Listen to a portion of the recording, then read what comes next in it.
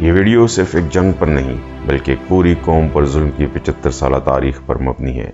ہم بات کریں گے فلسطین کی، جہاں زمین مقدس ہے لیکن لاشیں بھی بے شمار ہیں۔ یہ ویڈیو ایک درد ہے، ایک سچ ہے اور ایک ذمہ داری۔ ناظرین، فلسطین دنیا کے قدیم ترین علاقوں میں سے ایک ہے۔ یہاں حضرت ابراہیم علیہ السلام، حضرت موسیٰ علیہ السلام، حضرت عیسیٰ علیہ السلام اور بے شمار انبیاء علیہ السلام کا گزر ہوا۔ یہاں مسلمان، عیسائی اور یہودی صدیوں سے آباد رہے۔ 1517 سے 1917 تک فلسطین خلافت عثمانیہ کا حصہ رہا۔ پہلی جنگ عظیم کے بعد برطانیہ نے قبضہ کیا اور پھر ایک سازش شروع ہوئی جس کا نام تھا زیونزم یعنی صہیونیت۔ اس کا مقصد یورپ اور روس سے یہودیوں کو لا کر فلسطین میں بسانا۔ پہلے جنگ عظیم یعنی 1914 سے 18 تک خلافت عثمانیہ نے جرمنی کے ساتھ مل کر برطانیہ اور اس کے اتحادیوں کے خلاف جنگ لڑی۔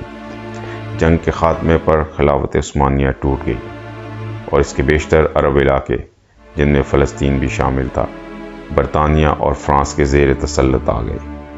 1917 میں برطانیہ نے بلفور ڈکلیریشن جاری کیا یعنی اعلان بلفور، جس میں پہلی بار کہا گیا کہ فلسطین میں یہودیوں کے لیے ایک نیشنل ہوم قائم کیا جائے گا۔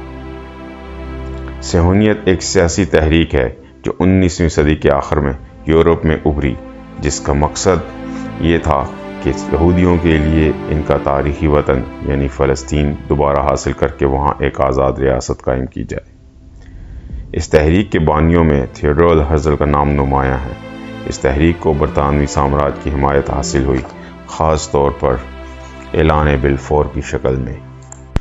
صہیونیت تحریک کے بانی تھیوڈور ہرزل ایک آسٹریائی صحافی، مصنف اور سیاسی رہنما تھے، جنہیں جدید سیاسی صہیونیت کا بابائے صہیونیت کہا جاتا ہے۔ تھیوڈور ہرزل نے اس وقت صہیونیت کی بنیاد رکھی جب یورپ میں یہودیوں کے خلاف نفرت اور امتیازی سلوک بہت عام تھا۔ ان کا ماننا تھا کہ یہودیوں کو اس وقت تک آزادی اور تحفظ نہیں مل سکتا جب تک ان کے پاس اپنی ایک آزاد ریاست نہ ہو۔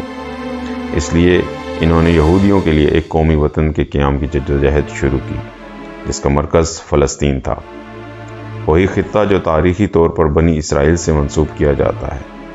ہرزل نے برطانوی، جرمن اور عثمانی حکمرانوں سے ملاقاتیں کی تاکہ انہیں یہودی ریاست کے قیام پر قائل کر سکے۔ ہرزل 1904 میں صرف 44 سال کی عمر میں وفات پا گئے۔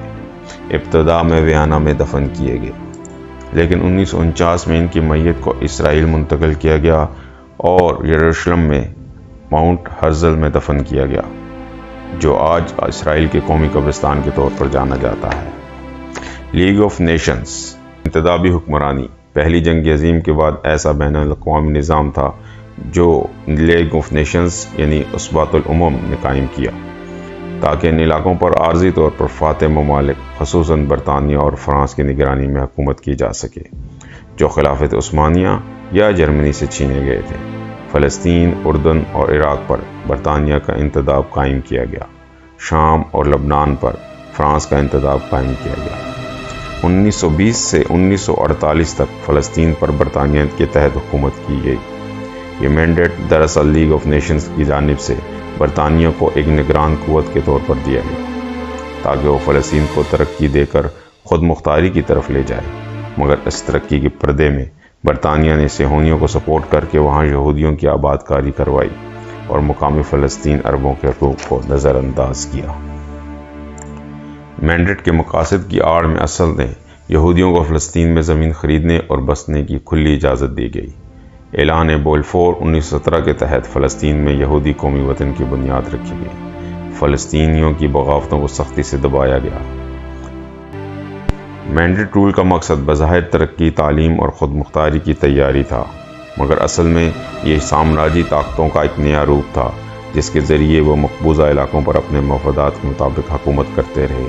اس دوران لاکھوں یہودیوں کو یورپ، روس اور دیگر علاقوں سے لا کر فلسطین میں آباد کیا گیا، جس سے مقامی عرب آبادی میں بے چینی اور مزاحمت شروع ہوئی۔ فلسطینی عربوں نے کئی بار احتجاج، ہڑتالیں اور بغاوتیں کی، جیسے 1936 سے 1939 کی عرب بغاوت، لیکن برطانوی حکومت نے ان بغاوتوں کو سختی سے کچل دیا۔ 1947 میں اقوام متحدہ نے ایک تقسیمی منصوبہ پیش کیا۔ زمین دو حصوں میں تقسیم ہوئی، ایک یہودی ریاست اور ایک عرب ریاست۔ تب مسئلہ یہ تھا کہ اس وقت فلسطین میں 90% آبادی عرب تھی، جبکہ یہودی صرف 10% تھے، لیکن اسرائیل کو زمین کا 55% حصہ دے دیا گیا۔ بالآخر 1948 میں برطانیہ نے فلسطین سے انخلا کیا اور اسی سال یہودیوں نے ریاست اسرائیل قائم کر دی، جس پر پہلی عرب اسرائیل جنگ شروع ہوئی۔ لاکھوں فلسطینیوں کو ان کے گھروں سے نکال دیا گیا۔ یہ واقعہ النکبہ کہلاتا ہے، یعنی تباہی۔ فلسطینی علاقے دو اہم حصوں میں بٹ گئے، ویسٹ بینک اور اسرائیل کے کنٹرول میں غزہ 2006 سے حماس کے زیر اثر۔ حماس ایک مزاحمتی تنظیم ہے جسے مغرب دہشت گرد کہتا ہے، لیکن فلسطینی اسے اپنی آزادی کی علامت سمجھتے۔ 2006 میں الیکشن جیتنے کے بعد اسرائیل نے غزہ پر مکمل ناکہ بندی لگا دی۔ زمینی راستے بند، فضائی کنٹرول، بحری پابندیاں، خوراک، ادویات، بجلی، سب کچھ محدود ہو گیا۔ اکتوبر 2023 میں حماس نے اسرائیلی علاقوں پر حملہ کیا۔ اسرائیل نے اس کے جواب میں غزہ پر قیامت ڈھا دی۔ دنیا نے ایسا ظلم پہلے کبھی نہیں دیکھا۔ اسکول، ہسپتال، پناہ گاہیں، مساجد سب تباہ، ہزاروں بچے شہید، لاکھوں لوگ بے گھر، ہر گلی میں صرف ملبہ، خون اور چیخیں۔ 2 سال ہو چکے ہیں، غزہ اب قبرستان بن چکا ہے۔ 1.7 ملین افراد بے گھر ہیں، کوئی پینے کا پانی نہیں، ہسپتالوں میں بجلی نہیں، بچے بھوک سے مر رہے ہیں، لوگ زمین سے پانی کھود کر نکالنے پر مجبور ہیں۔ رفح، خان یونس، شمالی غزہ سب کچھ مٹ چکا ہے، لیکن دنیا اب بھی خاموش ہے۔ اقوام متحدہ نے بیانات تو دیے، لیکن عملی طور پر کچھ نہ ہوا۔ امریکہ روزانہ اربوں ڈالر کے ہتھیار دے رہا ہے، یورپ اسرائیل کی پشت پر کھڑا ہے، مسلم دنیا صرف کانفرنسز اور قراردادیں جاری کر رہی ہیں۔ یہ انصاف نہیں، یہ منافقت ہے۔